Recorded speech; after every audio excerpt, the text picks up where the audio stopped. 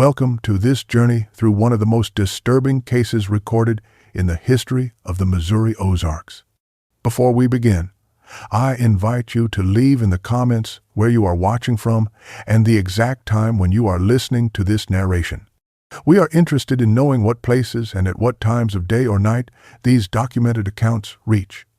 In the autumn of 1895, the small mining settlement of Galena in Stone County, Missouri, was home to approximately 300 residents who made their living from the lead and zinc deposits beneath the Ozark Hills.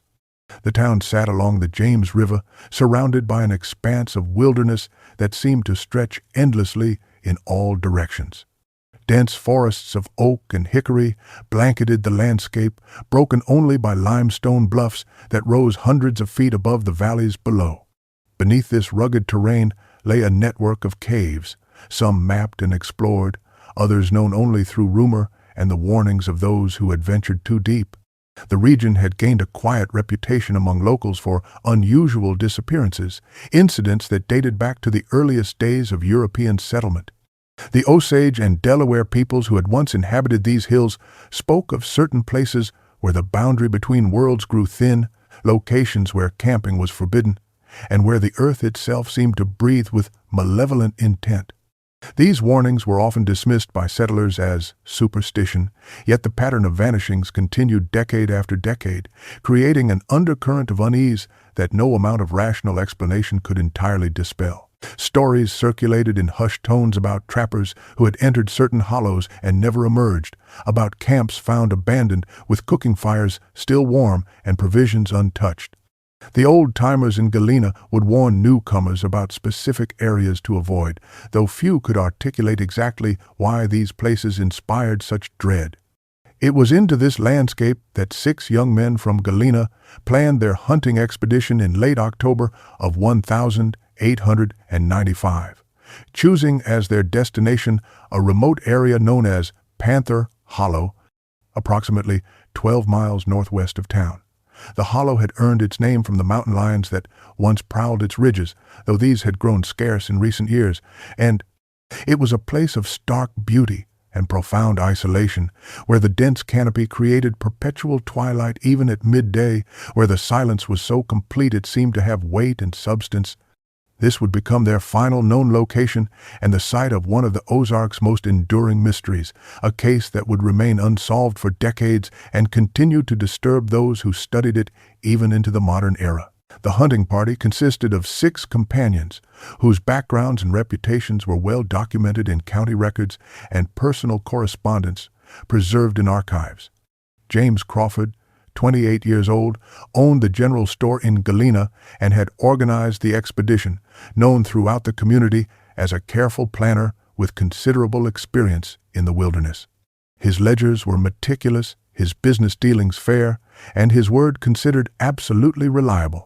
His younger brother, Robert Crawford, aged 25, worked as a surveyor for the local mining company and possessed excellent knowledge of the surrounding terrain, having mapped much of it professionally over the previous 3 years.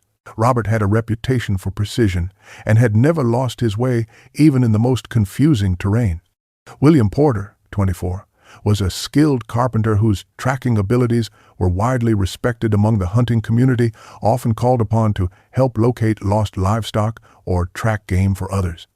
His father had taught him the old ways of reading signs in the forest, skills that made him invaluable on any hunting trip. Daniel Hayes, 27, had arrived recently from Springfield to take a position as the town's school teacher, eager to prove himself capable in his adopted home and to gain acceptance among the established families who had lived in the area for generations. His letters to family back in Springfield expressed excitement about the expedition and his desire to establish himself as more than just an educated outsider. Thomas Mitchell, 26, came from a prominent farming family and had hunted the Ozarks since childhood, his knowledge of animal behavior considered exceptional, even among experienced hunters. He could predict game movements with uncanny accuracy and had never returned from a hunt empty-handed. Henry Dalton, the youngest at 23, worked as a clerk at the town assay office and was known for his enthusiasm despite limited wilderness experience, seeking to learn from the more seasoned hunters and prove himself worthy of their respect. Letters and diary entries from the weeks preceding their departure reveal careful planning and high spirits, discussions of the best locations for deer and turkey, and friendly competition about who would bring down the largest buck. These were not reckless adventurers, but responsible men with families, careers, and futures in Galena, men who understood the risks of wilderness travel and took appropriate precautions. Their experience with the outdoors and familiarity with the Ozarks terrain made their subsequent disappearance all the more inexplicable to those who knew them. Census records, property deeds, and business documents all painted a picture of stable, reliable individuals with every reason to return safely from their hunting trip. The preparations for the hunting expedition were thoroughly documented through store ledgers from Crawford's General Store, providing a detailed record of their provisions that would later be examined by investigators. Purchases included substantial quantities of ammunition for their rifles, both for hunting and for protection against the black bears known to inhabit the region, enough for a week of steady hunting with reserves to spare. Preserved foods were calculated to sustain 6 men for a week, with additional reserves in case weather or successful hunting prompted them to extend their stay beyond the planned 7 days. Camping equipment included canvas tents designed to withstand autumn rains, cooking implements, rope, axes, and other tools necessary for establishing a comfortable base camp in the wilderness. The ledgers showed purchases of coffee, flour, salt pork, dried beans, and hardtack, the standard provisions for such expeditions. Martha Crawford, James's wife, later testified about her husband's excitement regarding the trip and his specific assurance that they would return by November 2nd at the latest, as he needed to restock the store's inventory before winter and had appointments scheduled with suppliers. She recalled him saying the weather looked perfect and that they should have excellent hunting. Reverend Samuel Whitmore encountered the group on the morning of October 26th as they prepared to depart, noting in his personal journal that the men were in high spirits, well provisioned, and thoroughly prepared for their journey, joking and laughing as they loaded their pack horses. He recorded that James Crawford had invited him to join them, but his duties to the congregation prevented his participation, a fact he would later reflect upon with profound relief and lingering guilt. The planned route, based on a map fragment discovered later among Martha Crawford's possessions, indicated their intention to establish a base camp near a spring-fed creek in Panther Hollow, a location known for abundant game and favorable camping conditions. Weather records from the period show unseasonably warm temperatures for late October, with clear skies and no indication of the harsh conditions that would later be suggested as a possible explanation for whatever befell them. The Farmer's Almanac for that year had predicted mild weather through early November. Multiple townspeople witnessed their departure from various vantage points along the road leading northwest out of Galena, observing pack horses properly loaded, rifles cleaned and ready, and 6 confident men expecting to return within 7 days with stories of successful hunting and perhaps enough venison to supply their families through the coming winter. Nothing in their preparations, demeanor, or equipment suggested they anticipated anything other than a routine expedition into familiar wilderness, just another hunting trip in a region they knew well. Panther Hollow was a deep, narrow valley flanked by limestone bluffs that rose sharply from the forest floor, creating a landscape both beautiful and forbidding in its isolation. The hollow stretched for nearly 3 miles, its floor varying in width from a few hundred feet to almost half a mile at its widest point. The hollow was heavily forested with oak, hickory, and pine, intersected by a clear running creek that locals called Whispering Water due to the unusual sounds it made flowing over the limestone bedrock, a constant murmuring that seemed almost like voices in certain weather conditions, particularly at dusk and dawn when the air grew still. Historical accounts from earlier hunters who had used the area noted its abundance of deer, turkey, and black bear, making it an attractive destination despite its remote location and the difficulty of the journey to reach it through increasingly rough terrain. However, these same accounts occasionally mentioned an unusual quality to the silence in certain sections of the hollow, a stillness that seemed to press against the ears and make even experienced woodsmen uneasy, as if the forest itself were holding its breath and watching. Some hunters reported feeling unwelcome there, though they could not explain why. The group's intended campsite near the confluence of two streams offered fresh water, natural shelter from the elements provided by overhanging bluffs that would protect them from rain, and easy access to the game trails that crossed the area in their regular patterns, well-worn paths that promised excellent hunting. Previous expedition journals referenced the same location, with some entries commenting on strange acoustic properties where voices seemed to carry farther than they should or echo from unexpected directions, creating confusion about the location of one's companions even when they were nearby. There were also mentions of fog settling in the valley, even on clear days, creating pockets of dense mist that persisted long after sunrise and seemed to move against the prevailing winds in defiance of natural patterns. One trapper had written of feeling watched constantly during his stay there. One detail that would later prove significant was the existence of a cave system discovered by trappers in the 1860s, located approximately 1 mile from where the Crawford party intended to establish their camp, a series of passages that were said to extend deep into the hillside. There is no indication that the group knew of this cave system's existence when they departed Galena, or that they had any intention of exploring underground passages during their hunting trip, their focus being entirely on surface game. The cave had a reputation among those who knew of it, whispered warnings about not venturing too deep, about sounds that echoed from chambers no one had fully explored. The initial days following the hunting party's expected return date of November 2nd passed with growing concern in Galena as the close-knit community began to realize something was wrong.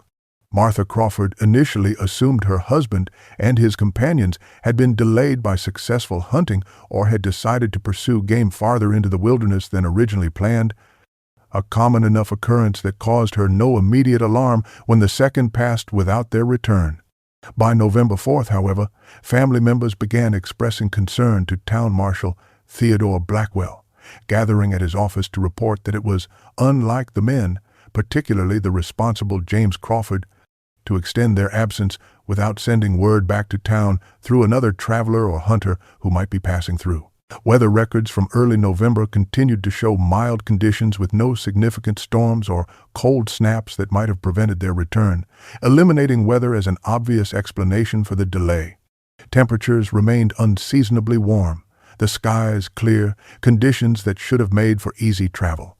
On November 6th, concerned families gathered at the Crawford home to discuss organizing a search party, the meeting growing heated as worry transformed into demands for action and recriminations about waiting too long. Samuel Porter, William's father, argued forcefully that experienced hunters like his son would not remain absent without communication unless prevented from doing so by circumstances beyond their control, possibly injury or some other calamity. He reminded the assembly that his son had never been late returning from previous expeditions. Marshal Blackwell initially showed reluctance to organize an official search, suggesting that the men might have pursued a wounded animal farther than intended or decided to extend their expedition to take advantage of the unseasonably good weather and abundant game, perhaps traveling to more distant hunting grounds. His hesitation reflected the limited resources available to him and the large area that would need to be searched. As the absence extended to 10 days with still no word, however, the tension in the community became palpable and impossible to ignore, affecting daily business and conversation throughout Galena. Wives, parents, and siblings demanded action, their anxiety spreading through Galena like wildfire, fueled by whispered reminders of other disappearances in the region over the years. On November 8th, the marshal finally agreed to form a search party of 12 men, including himself and several family members of the missing hunters, to depart the following morning for Panther Hollow, equipped for an extended search if necessary. The men were chosen for their tracking skills and knowledge of the wilderness, the best woodsmen Galena could muster. Supplies were gathered, Routes were planned, and prayers were offered for the safe return of the missing men. The search party departed Galena on November 9, 1895. Their journey, documented in Marshall Blackwell's official report, preserved in the Stone County archives, along with personal accounts from several participants who kept their own records. The group followed the route the hunters had indicated, traveling northwest through increasingly rugged terrain that tested both their horses and their resolve as they climbed ridges and descended into hollows. They made camp the first night, rising early to continue their journey. They reached Panther Hollow on November 10th, locating the campsite with relative ease due to the map fragment that had been left with Martha Crawford and the clear trail the heavily loaded pack horses had left nearly 2 weeks earlier, broken branches and disturbed ground still visible to experienced trackers. What they discovered there would haunt them for the remainder of their lives and become the subject of nightmares and whispered conversations they would have with fellow search party members decades later. The campsite appeared as if its occupants had simply vanished mid-task, frozen in a moment of ordinary activity, a scene that violated every expectation the searchers had held. 2 tents stood intact, properly staked and showing no signs of damage from weather or animals, the canvas still taut and secure, ropes still properly tied. Camping equipment was arranged in orderly fashion around a central fire pit. Provisions were stored correctly in sealed containers to protect them from wildlife, and there were no signs of struggle, hasty departure, or disturbance of any kind that might explain the men's absence. Most disturbing was the discovery of a meal that had been partially prepared but never consumed, still sitting in cooking pots over a fire pit containing cold ashes, the food now spoiled and covered with insects after 2 weeks of exposure. The half-prepared stew suggested the men had been interrupted in the most mundane of activities. Personal effects belonging to all 6 men were present and accounted for with disturbing completeness. Clothing hung from tree branches to air. Bedrolls were laid out in the tents as if their owners expected to return to them that evening. Rifles leaned against trees precisely where one might place them, while attending to camp duties, and ammunition pouches sat nearby, readily accessible. The rifles were loaded and ready, as if the men had expected to grab them quickly. The scene's eerie orderliness suggested the men had stepped away, intending to return momentarily, perhaps to investigate a sound or pursue nearby game. But the complete absence of any indication of their direction of travel was inexplicable. One tent contained a journal belonging to James Crawford, its leather cover protecting pages that had survived the elements surprisingly well. Marshall Blackwell's investigation expanded beyond the immediate campsite, his detailed reports documenting every aspect of the search with meticulous attention to detail that reflected his growing unease about the increasingly mysterious circumstances. The marshal divided his party into groups, each assigned to search a different section of Panther Hollow and the surrounding forest, spreading out in a systematic pattern while calling out the names of the missing men as they moved through the dense undergrowth. They discovered footprints leading away from the campsite in multiple directions, as if the 6 men had separated and walked purposefully into the forest rather than fleeing in panic from a common threat or running toward something together. This pattern of dispersal puzzled the investigators. The tracking attempts proved frustrating and increasingly inexplicable to men who had tracked game and lost persons throughout the Ozarks for decades and considered themselves expert in reading signs. Each set of prints would continue for varying distances, sometimes 100 yards, sometimes several hundred, following no particular game trail or obvious path before simply ceasing to exist, as if the person making them had vanished mid-stride or been lifted from the ground by some unseen force. There were no signs of the men climbing trees, no indication they had stepped onto rocks to hide their trail, nothing that explained the abrupt termination of the tracks. More disturbing was the discovery of a 7th set of prints, larger than any boot worn by the missing men and moving in an unusual pattern that defied all tracking experience accumulated over lifetimes spent in the woods. At times, the prints appeared to have been made by someone walking backward, the toe impressions deeper than the heel. At others, they showed a sideways movement in a manner no experienced tracker could explain or had ever encountered in decades of following both human and animal tracks. The stride length varied impossibly, sometimes extending far beyond what seemed humanly possible. Approximately 1 mile from the campsite, following one set of the hunters' tracks, the search party located the entrance to a cave system, partially concealed by fallen timber that appeared to have been deliberately arranged rather than naturally fallen, the logs positioned in a way that suggested intent. Several members entered to investigate despite their growing reluctance and the ominous appearance of the dark opening, finding the interior marked with symbols that they described in their reports as not right. And like no Indian signs we have seen, geometric patterns that seem to shift when viewed from different angles. Deep within the cave system, perhaps 200 feet from the entrance, they discovered what appeared to be a recent campfire. The search for the missing hunters expanded over the following 2 weeks, with volunteer numbers swelling to 30 participants at peak involvement as word spread throughout Stone County and neighboring areas about the mysterious disappearance. Testimony from search party members documented increasingly strange experiences that left rational men questioning their own perceptions and reluctant to discuss what they had encountered. Men who had known the terrain for years reported disorientation in familiar locations, finding themselves turned around despite clear landmarks they had used for navigation countless times before, emerging from sections of forest in unexpected directions. Compasses behaved erratically near certain rock formations, needles spinning wildly or pointing in directions that made no geographic sense, rendering these reliable instruments useless and forcing the searchers to rely on the sun and stars for orientation. One man reported his compass pointing straight down at one location, the needle straining against the glass.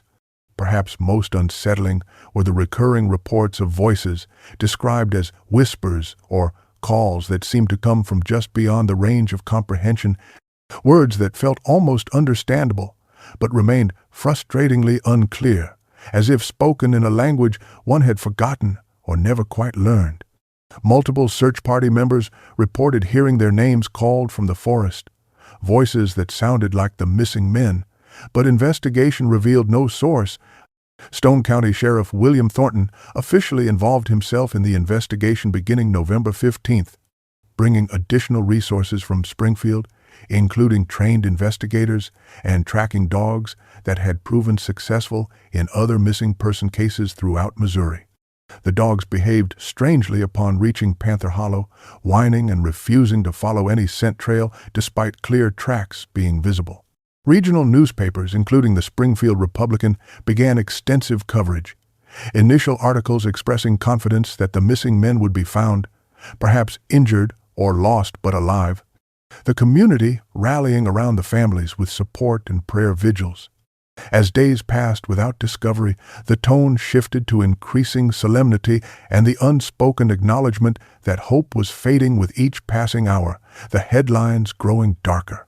Interviews with family members revealed troubling details from Crawford's recovered journal and the personal effects found at the campsite, references to unusual encounters and experiences that no one had mentioned before the expedition, observations that seemed increasingly significant in light of the disappearance.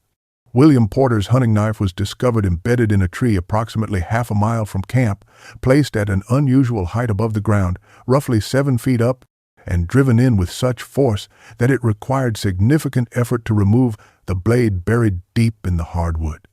The positioning suggested either impossible strength or that someone had climbed the tree specifically to place it there. By late November, as winter weather began to worsen and the first significant snowfalls blanketed the Ozarks in white, the investigation gradually ground to a halt despite the family's desperate pleas for continued efforts and offers to fund additional search operations. The final official search was conducted on December 3rd, heavy snowfall making further efforts impossible and dangerous, with several search party members narrowly avoiding injury in the deteriorating conditions as temperatures plummeted and visibility dropped to near zero. Sheriff Thornton filed his official report on December 8, 1895, concluding that while foul play was strongly suspected based on the unusual circumstances and the complete absence of the men despite extensive searching, the nature of the incident and the identity of any perpetrator remained completely undetermined. No human remains had been recovered, despite extensive searching that had covered a radius of several miles around the campsite, involving over 50 men at various points. Personal effects from the campsite remained in county custody pending resolution of the case, locked in a storage room at the courthouse where they would remain for decades, a silent testament to the unsolved mystery. The official status was listed as missing persons, investigation ongoing but inactive until new evidence emerged or the men were found, though most privately acknowledged that finding them alive was no longer realistic. The reaction among the victims' families was documented through correspondence and newspaper accounts that captured their anguish and the impossible position they found themselves in, unable to grieve properly or move forward. Martha Crawford hired a private detective from St. Louis, a man named Marcus Webb, who specialized in missing persons cases and came with strong recommendations, whose investigation produced no additional leads but generated a detailed report preserved in county archives. Webb spent 2 weeks in the area, interviewing witnesses and examining the campsite personally. His observations included notes about the psychological impact on search party members, several of whom flatly refused to return to Panther Hollow even when offered significant compensation for subsequent investigative efforts, claiming the place felt wrong in ways they could not articulate, describing a sense of being watched and evaluated. A community memorial service was held December 20th, 1895, at Galena Methodist Church, attended by over 200 people, the building filled beyond capacity, with standing room only, overflow crowds gathering outside in the cold. Notably, the service did not declare the men deceased due to the absence of remains, leaving families in a state of anguished uncertainty, unable to grieve properly or move forward with their lives, trapped in an awful limbo. The case began its transformation from active investigation to local legend, a cautionary tale parents would use to warn their children. The decades following the disappearance saw the case gradually fade from public consciousness, though it never entirely disappeared from the collective memory of the region or from the private anguish of the families involved. Regional newspapers would occasionally mention the incident on significant anniversaries, particularly the 10th and 20th years after the disappearance, but these references became increasingly brief as newer events captured public attention and the original witnesses aged and passed away, taking their memories with them. The Spanish-American War, World War I, the rapid industrialization of the early 20th century, and economic transformations throughout the Ozarks pushed the mystery into the background of collective memory, overshadowed by more recent tragedies and concerns that seemed more pressing. The story underwent gradual transformation from documented case with specific details to legend with embellishments, details becoming distorted through repeated telling, and the natural tendency to make stories more dramatic with each retelling. County records documented several other disappearances in the same general area over subsequent years, creating a pattern that some noted but most preferred to ignore, explaining each incident separately rather than acknowledging any connection. A trapper vanished in 1903, last seen heading toward Panther Hollow with full supplies and equipment. 2 prospectors disappeared in 1911 after claiming to have found a promising cave system they refused to reveal the location of before disappearing. An entire family of homesteaders vanished in 1918, their cabin found abandoned with meals on the table and livestock unfed in their pens, no sign of struggle or departure. Panther Hollow remained largely unvisited, despite timber operations expanding into surrounding areas and the increasing demand for lumber-driving companies to exploit more remote forests.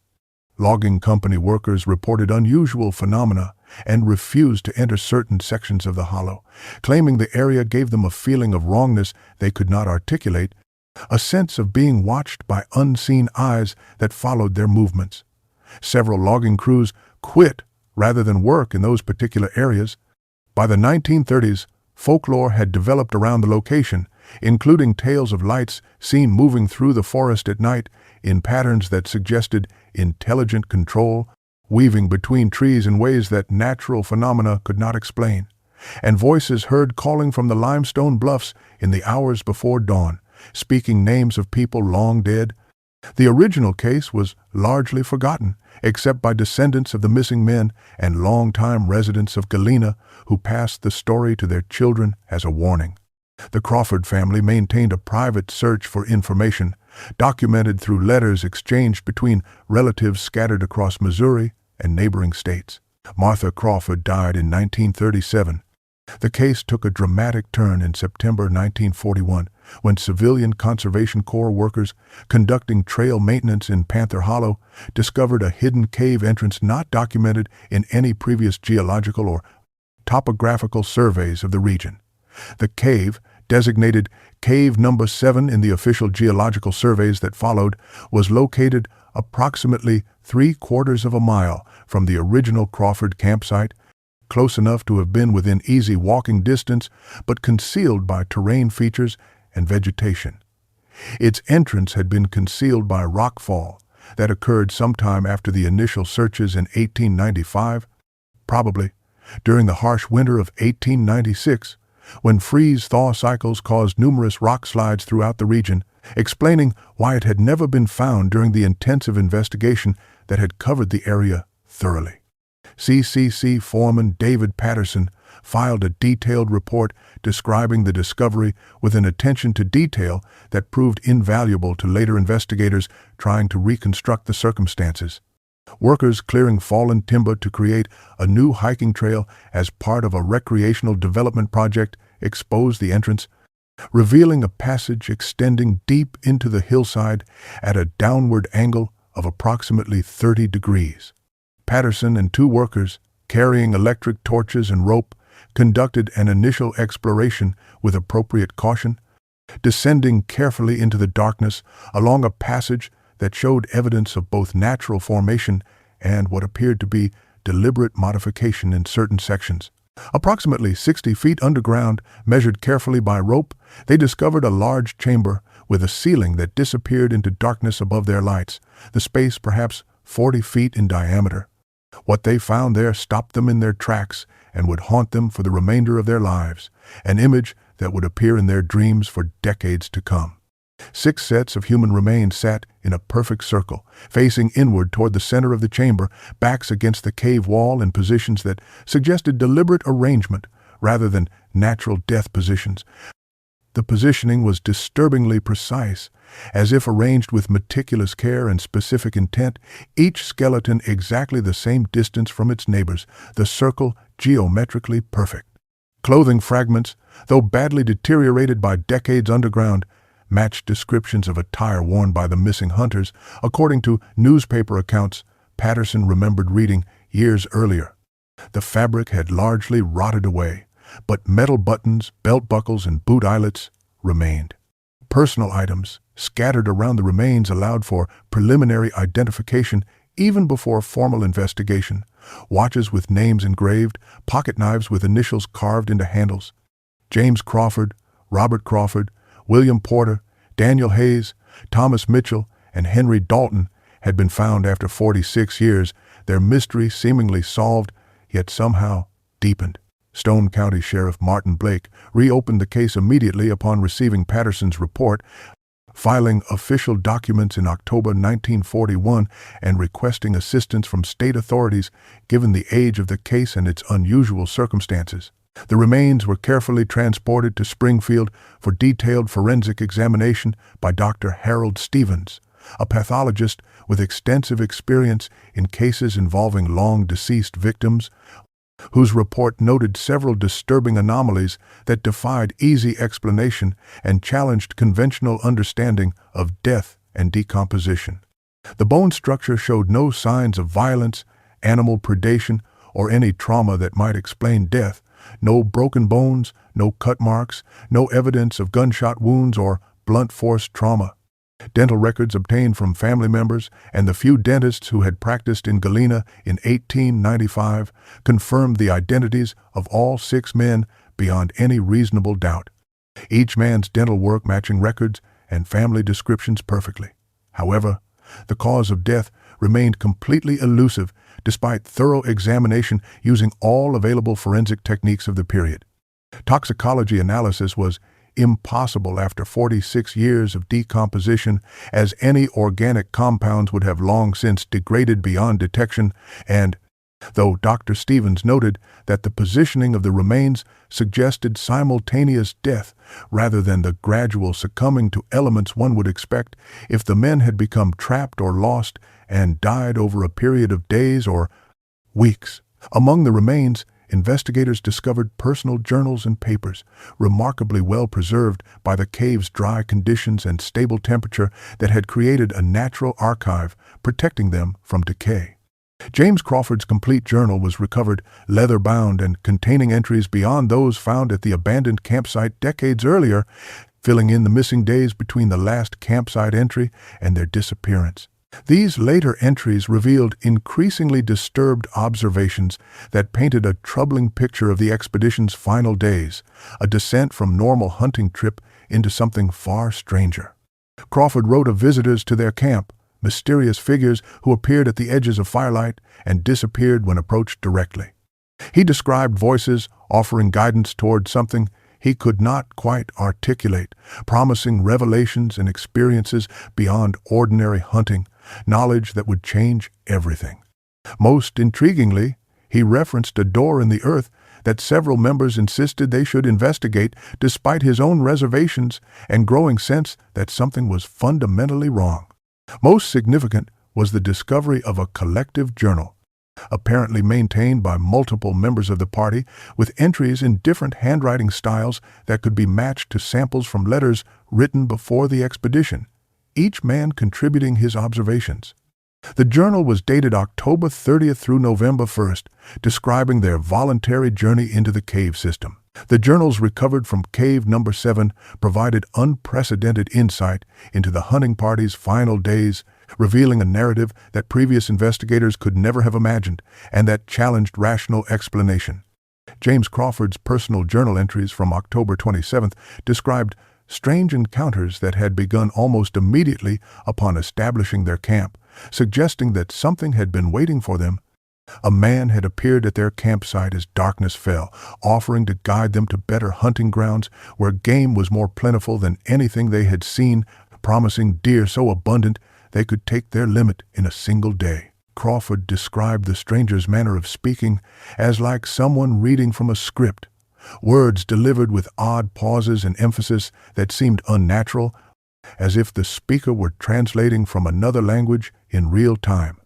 He noted that the man's appearance was not quite right in ways I cannot name, a description that suggested something fundamentally wrong beneath surface normalcy, proportions that seemed slightly off, movements that were too fluid or too rigid. Entries from October 28th revealed that all 6 men had encountered this individual at different times throughout the day, each meeting occurring when the man was momentarily alone, as if the stranger possessed knowledge of their movements and habits, waiting for moments of isolation. Each interaction left them with an unexplained compulsion to explore the cave system they had been told about, a growing certainty that something important awaited them underground, something that would justify the entire expedition. The collective journal revealed that on October 30th, the group made a formal pact to enter the caves together to witness what the guide has promised, a decision that seemed to override their better judgment and the caution that had kept them alive through years of wilderness travel. The descriptions of their descent were detailed and increasingly surreal, recording observations that strained credibility and suggested altered perception. The passages extended far deeper than any member had expected, descending at angles that seemed wrong for natural limestone cave formation, too straight and regular. They noted the appearance of worked stone surfaces in areas that should have been entirely natural, walls that showed evidence of tools or techniques they could not identify, symbols carved into rock. The journal described a chamber they called the anteroom, a space where the walls bore markings that moved when not directly observed, symbols that seemed to rearrange themselves when viewed peripherally or in the flickering light of their torches. The final entries described a choice being presented to them by voices they could not see, an opportunity to return to their former lives or to proceed to the offer that had been made. Further investigation of cave number 7 revealed additional chambers and disturbing details that deepened the mystery rather than resolving it.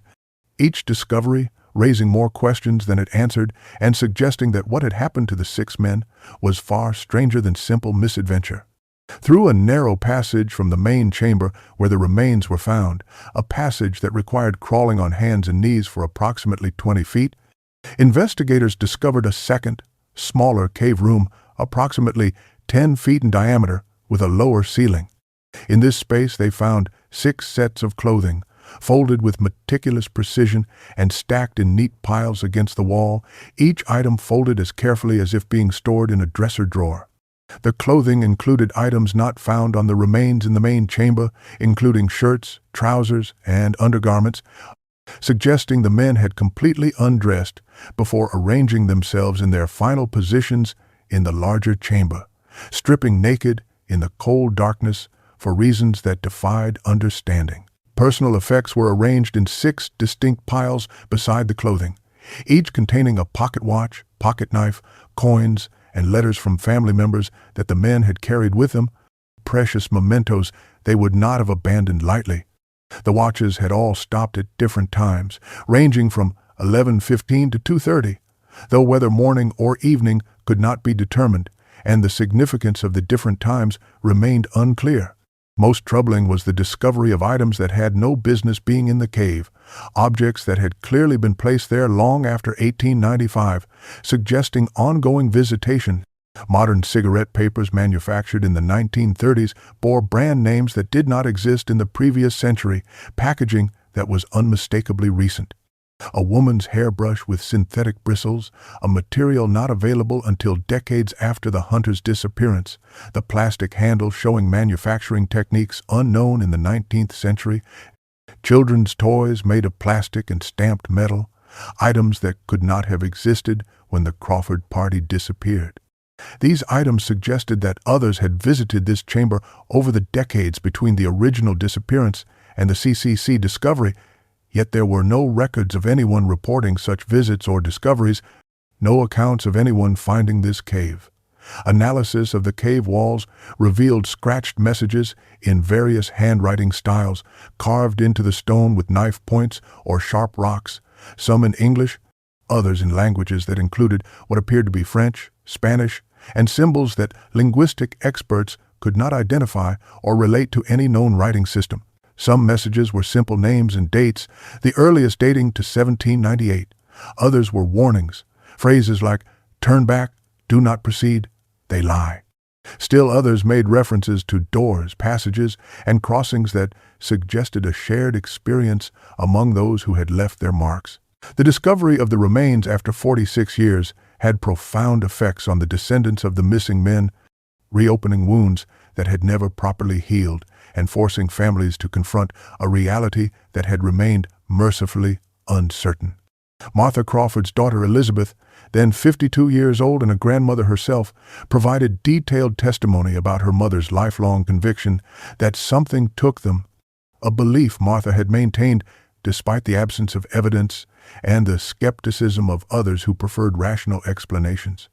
Elizabeth recalled her mother's nightmares, screaming in the night about voices calling from beneath the earth, her reluctance to let family members camp or explore caves, becoming almost hysterical when Elizabeth's own children expressed interest in spelunking, and her obsessive collection of newspaper articles about disappearances throughout the Ozarks, files she had maintained for decades.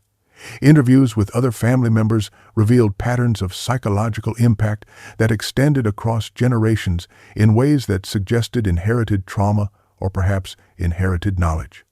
Several descendants reported nightmares about caves and underground spaces, dreams of being called into darkness by familiar voices that promised wonderful things, dreams so vivid they seemed like memories. Others described unexplained compulsions to visit Panther Hollow despite having no rational reason to do so, and despite family warnings, feelings they could not explain but found difficult to resist, an almost magnetic pull toward the area. A shared sense persisted among family members that it's not finished. Though they struggled to articulate what this meant or why they felt this way, a conviction that whatever had happened in 1895 was not a closed chapter. Thomas Mitchell's nephew presented a collection of letters written by his uncle in the weeks before the expedition, correspondence that family members had preserved as the last communications from a beloved relative, now taking on new significance in light of recent discoveries. These letters described unusual dreams that had begun in early October, visions of passages beneath the earth, and voices calling his name with promises of wonders he could not quite remember upon waking. He wrote of a growing feeling that something in the hills is calling, a compulsion that both excited and disturbed him, an anticipation mixed with dread that he could not explain to his family. The community response was documented in Galena Town Meeting minutes from November 1941, revealing deep divisions about how to handle the discovery and what it meant for the town's reputation. Heated debate occurred over whether to publicize the findings or minimize coverage, some arguing for full transparency and the need for answers, while others feared the impact on tourism and the town's reputation, worried about becoming known as a place of dark mystery. The decision was made to provide minimal details to the press, an official story that emphasized remains had been found and that cause of death remained undetermined, deliberately omitting the disturbing details about the journals, the positioning of the bodies, and the items found in the secondary chamber. Regional newspaper coverage presented this sanitized version, making no mention of the journals, the unusual positioning of remains, or the mysterious items found in the secondary chamber that suggested the cave had been visited by others over the decades. Several families requested that the remains not be buried in Galena Cemetery, expressing fear of contamination or bringing whatever had claimed the men back into the community, though this request was ultimately overruled by town officials who insisted on proper Christian burial. Memorial service held December 15, 1941, attended by fewer people than expected, several residents stating they preferred not to give it attention or acknowledge what had been found. Subsequent months seeing increased reports of unusual phenomena in Panther Hollow area, lights moving through the forest, voices calling from the caves, though county officials discouraged investigation and attempted to suppress these accounts to prevent panic. In 1958, Dr. Alan Thorne, an anthropologist from the University of Missouri specializing in frontier history and folklore, began researching patterns of disappearances in the Ozarks for an academic study that he hoped would establish his reputation in his field. While examining county archives in multiple Missouri counties, conducting routine research for what he assumed would be a standard academic work, Thorne discovered the Crawford case files along with dozens of similar incidents that had never been systematically analyzed or connected to each other. He initially dismissed supernatural elements, focusing instead on psychological and environmental factors that might explain such incidents through rational means, looking for patterns in weather, terrain, or social conditions. However, as his research progressed and patterns emerged with disturbing consistency, he found himself unable to maintain his skepticism, the evidence forcing him toward conclusions that contradicted his training and worldview. He uncovered a disturbing pattern that extended across centuries and geographic areas, suggesting something far older than European settlement. Similar disappearances had occurred throughout various Ozark locations, dating back to the earliest European settlements and possibly before, a continuity that defied explanation. French trappers in the 1780s had reported villages of the vanished, entire camps found abandoned with personal effects intact and no indication of struggle or flight, cooking fires still warm and food prepared but uneaten. Spanish explorers in the 1790s documented what they called Las Cuevas que Devoran, the caves that devour, locations where expedition members would venture underground and never return. Warnings passed between expeditions about specific cave systems to avoid. Native American oral histories collected by missionaries and government agents in the 1830s described old places where people walk into the earth and become something else, warnings that had been dismissed as primitive superstition by educated Europeans who knew better. Thorne methodically cataloged over 50 unexplained disappearances within a 30-mile radius of various cave systems throughout the Ozarks between 1795 and 1955, each case sharing common elements that suggested a pattern rather than coincidence. He authored a controversial paper titled Subterranean Phenomena and Group Disappearances in the Ozark region, presenting his findings and suggesting that some unknown factor connected to specific cave systems created conditions conducive to disappearances, perhaps magnetic anomalies or gas emissions. Mainstream academic journals rejected the work, citing lack of rigorous scientific evidence and reliance on anecdotal accounts, dismissing it as pseudoscience unworthy of serious consideration. But it later appeared in a fringe archaeology publication where it attracted attention from researchers interested in anomalous phenomena. Thorne conducted extensive fieldwork in 1959, attempting to explore the sealed sections of Cave Number 7 to verify theories about magnetic anomalies or gas emissions that might cause hallucinations or altered states of consciousness. Contemporary examination of the case has employed various academic and investigative approaches, each revealing new puzzles while solving none of the fundamental questions that have haunted researchers for over a century. A forensic review conducted in 1978 using improved technology available at that time revealed trace evidence of an unknown organic compound in bone samples from the remains, detected through mass spectrometry analysis, that had not existed in earlier decades. The composition did not match any known naturally occurring substance in databases, and attempts to synthesize or identify it through comparison with databases of known compounds proved unsuccessful, leaving researchers with more questions than answers and a substance that defied classification. In 1985, Dr. Patricia Mendez, a psychologist specializing in group dynamics and shared psychological phenomena, conducted a detailed analysis of the recovered journals, examining not just content but patterns of writing and evidence of mental state deterioration. She concluded that the writers exhibited symptoms consistent with shared delusion, or folie à plusieurs, a rare condition where delusional beliefs are transmitted among group members through close contact and shared experience.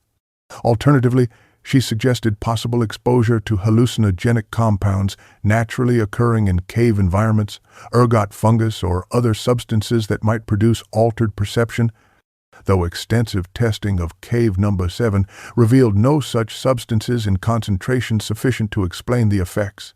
Geological reassessment of Cave Number 7 and the surrounding cave systems revealed unusual magnetic anomalies concentrated in specific chambers, variations in magnetic field strength that could potentially affect compass readings and possibly neural function in ways not fully understood.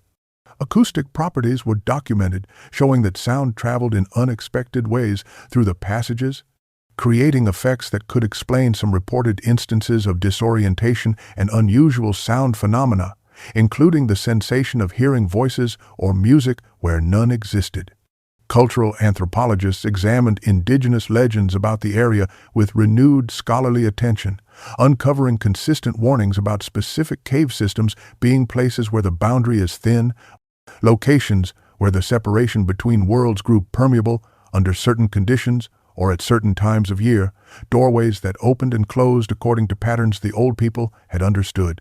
The Internet age brought renewed attention to the case, with multiple documentary series featuring the disappearance, online forums dedicated to analyzing every detail of the journals and reports, and amateur investigators attempting to access the sealed cave sections despite legal restrictions and Forest Service warnings about trespassing and danger.